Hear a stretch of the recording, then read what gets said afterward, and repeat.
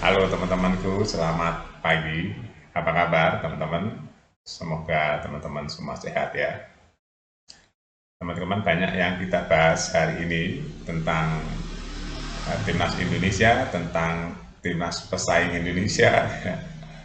Jadi saya mau bahas tentang pesaing Indonesia di kualifikasi Piala Dunia ini, yaitu Vietnam, teman-teman. Jadi Vietnam tadi malam bikin kejutan di saat Indonesia kalah sama Irak. Jadi Indonesia tetap berada di peringkat kedua atau dapat poin masih 7 ya. Sedangkan Vietnam tadi malam nambah poin 3 karena berhasil mengalahkan Filipina injury time ya. Skornya 3-2. Jadi waktu sampai 90 menit itu Vietnam ketemu Filipina itu 2-2 teman-teman. Skornya 2-2. Begitu ada pertambahan waktu 7 menit, Vietnam tuh ngedor Filipina terus-terusan tuh. Dan menit ke 95 ya, Vietnam melakukan tendangan yang keras sekali dan itu tidak bisa sebenarnya bisa ditepis oleh kiper Filipina, teman-teman. Cuma mantul ke depan, pas di depannya itu ada pemain Vietnam. Akhirnya nggak berkutik lah, skor menjadi 3-2. Nah ini sangat disayangkan buat timnas Indonesia. Timnas Indonesia berharap timnas Vietnam dan Filipina ya Vietnam Seri atau Vietnam kalah gitu ya. Kalau Filipina sekarang bagus teman-teman, ya banyak naturalisasi.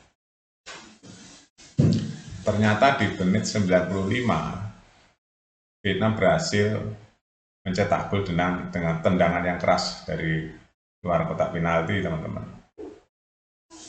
Dan akhirnya menit 97 berlalu Vietnam menang di pertandingan tersebut.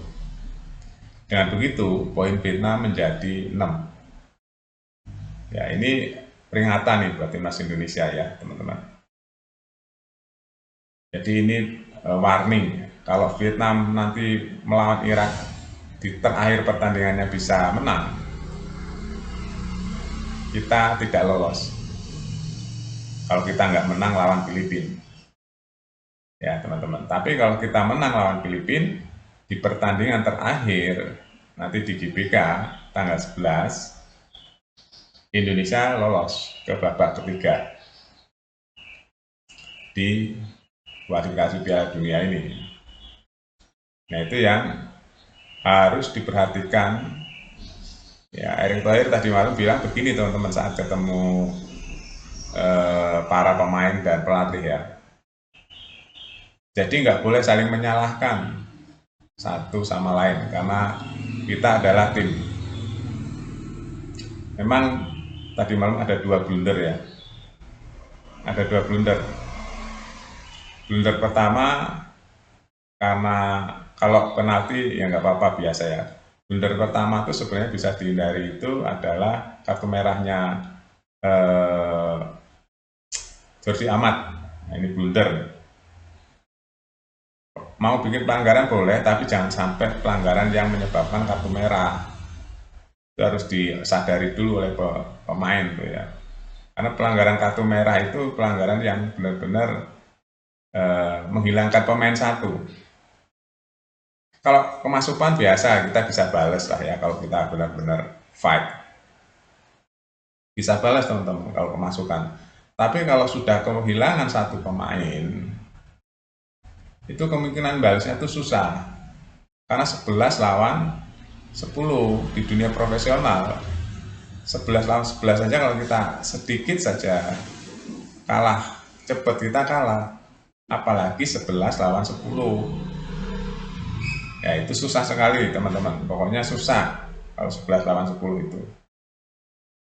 Nah itu ya, itu yang pertama blunder. Jadi yang perlu diingat di pertandingan-pertandingan seterusnya itu hindari kartu merah.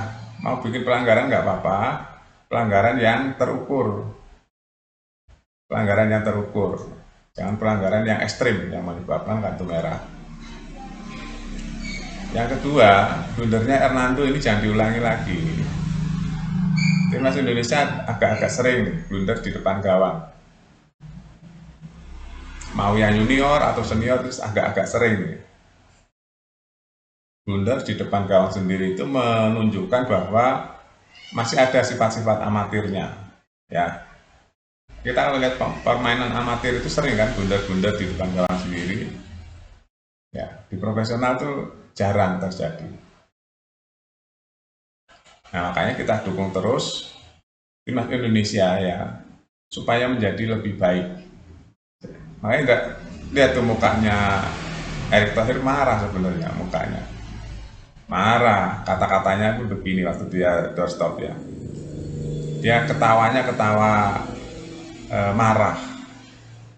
Kita hebat, tapi dia bilang lihat tuh banyak kesalahan-kesalahan sendiri. Nah, jadi nggak perlu kesalahan-kesalahan begitu sebenarnya.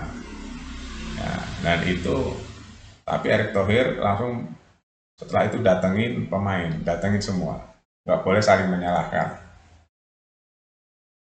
Nggak boleh saling menyalahkan. Kalah ya sebagai tim, menang sebagai tim. Bangkit sebagai tim. Jadi harus bangkit lagi, lupakan yang kemarin. Lupakan kekalahan kemarin melawan Irak. Lupakan, kita bisa. Kita bisa. Kita terbukti di babak pertama. Ya, di babak pertama itu timnas Indonesia bagus sekali. Mengurung Irak. Irak itu dikurung oleh timnas Indonesia loh, 30 menit. 30 menit babak pertama. Indonesia ngurung Irak. Banyak sekali peluang tuh, banyak sekali peluang. Terus ada lagi doorstop mengenai penonton ya oleh salah satu TV swasta. Penonton juga menilai ini blunder semua. Jadi semua ini blunder ya. Penonton juga menilai begitu teman-teman. Bukannya kita nggak mendukung, kita mendukung dong. Namanya penonton dari seluruh Indonesia datang kok itu, ada dari Jawa Timur, Jawa Tengah, luar Jawa, itu pada datang loh. Saking cintanya dengan timnas Indonesia. Dia begitu diwawancara juga bukannya nggak sayang sama STY sama ini kritik membangun, kata penonton seperti itu.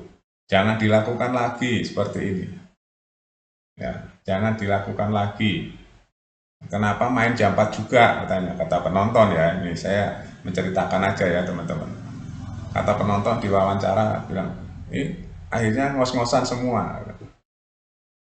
Jadi penonton juga berhak bersuara teman-teman, karena mereka kan menikmati bersuara itu wajar ya, wajar. Tapi ya tetap mendukung timnas Indonesia itu sepenuhnya dari seluruh Indonesia loh teman-teman. Tadi malam itu benar-benar ada yang datang sehari sebelum pertandingan loh, dari tanggal 5 udah ada di Jakarta loh.